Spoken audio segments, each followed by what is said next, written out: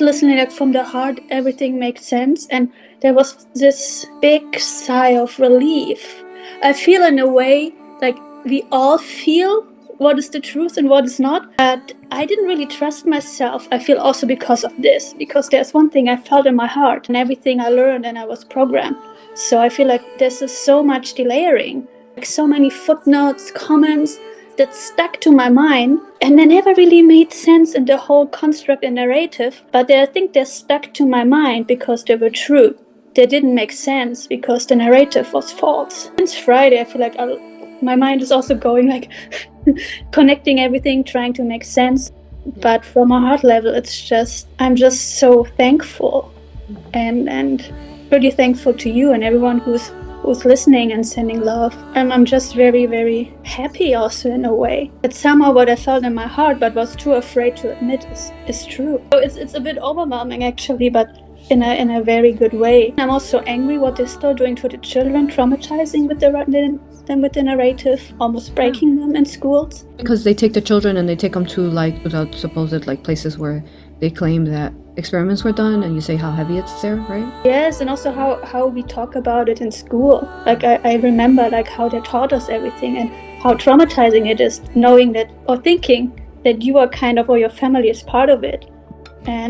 But it all makes sense because like the older generation who lived through it, they always said they don't remember these camps. And this what made the following generations so angry, like how can you not know what happened? So there was also a big rift between like younger generations and the older, because they all said, no, we didn't know about this. And we are like, why didn't you? This is so horrific, how can you not know about it? And now it all makes more sense. Well, it's because they never had the memory because it wasn't real. Yes, no, this is like the parts I now understand. And also I remember because I went to a lot of these places, I saw also a lot of pictures like of happy people in the concentration camps. And I was like, how is this possible? And I was like, oh, sometimes they had a nice day. And I was like, this is weird. Or they were actually saying after the war they were housing refugees in these camps. I was like, this is really weird to do something like this.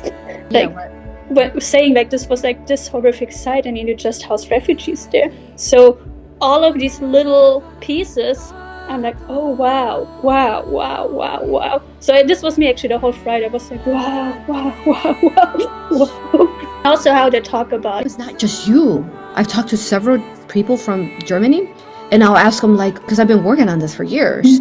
I'm like, so what do your parents say or your grandparents say about it? And they always said that they couldn't say anything about it. And you always wonder why they couldn't say anything about it. Or most often they would say more or less they were turning on each other. I think this is an important fact because what's happening in people's memories when they're sleeping? The only way that they can alter your and in this point they didn't really alter them because they couldn't even talk about it because they didn't have the memory of it. So that's a good thing. But this is even tripping me out in a good way. So they don't remember it. It wasn't real. And then as we're talking, I'm seeing like whoever took over after Hitler, what did they do to these people? It feels like almost like the real concentration camps happened after. You know what I'm saying? It makes sense because a lot of them were used by the communists after the war as well for camps. Yeah. And then the Berlin Wall happened too, right? Yes. I feel like a lot happened in the 1960s because like this was when the wall was built, and this is actually when most of the concentration camp sites became like memorials, and they even call it like re-education sites where they send children to know about the history, which is now fake.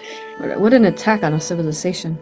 And especially on the children, like how I just keep thinking how they bust these children like there every day. They're the main visitors. I remember how they talked to us in school about it and how cold it felt, and also how, I don't know, like very, very harsh, very, very. So I feel really also trying to break the children there, lowering their vibration and then bringing them there and traumatizing them. And they're really trying to implant the false. What they're doing with that is that they're trying to MK Ultra them with the false information they have at these Holocaust museums or whatever. I felt like there was always a lot of technology there, and it was really also hurting my brain, like when I was coming there. So I do feel like this is what they're doing. So then if you make the children believe it, then we have a lot of children who turned on their parents and grandparents because of this. Like how so? Because they blame the parents and the grandparents? Yes. I also been through this, like in my own family, like how can you not know about this? How can you never have talked about it? How are you now telling me you don't even know what happened? It was all a lie? Because they cannot remember. Of course not. Well, how are they going to make up scenes and this information if it was never there? I don't know, because they also say, like, these memorial sites, they say they're actually graveyards. And they always tell us that they still find a lot of ashes and body parts there. So I feel like I don't know what they're doing, like where it comes from. But I always felt like there's also a lot of black magic and soul binding when I went there. So what they're doing is they're causing a separation within the parents, grandparents, and children for the children to kind of like to separate the children from their parents, for the children kind of like to be upset or hate on the parents or grandparents. But that also what happens, you hate yourself. Like this is like there's also a lot of self-hatred and also mistrust on yourself in all the, especially in the younger generations. You don't trust your family, you don't trust your parents, you don't just trust your grandparents, but you also don't trust yourself, because how can something like this happen? No one is stopping it, no one is talking about it, and no one is remembering it. How can you trust yourself? So watching it on Fridays, like, it was also bringing my own trust back, because you have all these, and I feel it's also connected to a lot of Germans, maybe not all of them, but also a lot, that you feel something is real, but you're too afraid to even think about that this is wrong. Because even like the video you did, like, it would be illegal to say something like this publicly in Germany. Like, you can get prosecuted for that. It's crazy. Really, people do get prosecuted and convicted and jailed for saying it didn't happen that way. Well, good thing I'm in America.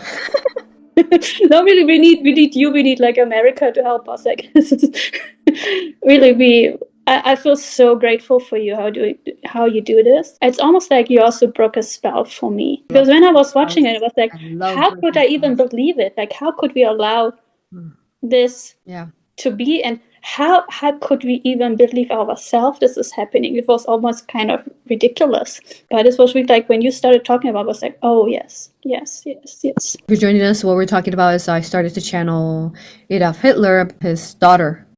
They claim he didn't have a daughter, so, and then we have the books, but you could check that out because you could sign up to the extra sensitive series. Thank you infinitely. I can't wait to see what more is coming up. Yes, because we'll have the data next too, and the maps and everything. It's exciting. It's an unraveling. It's taking time to unravel that, because if you think about it, he still is to this day the world's hated man, no? Yes.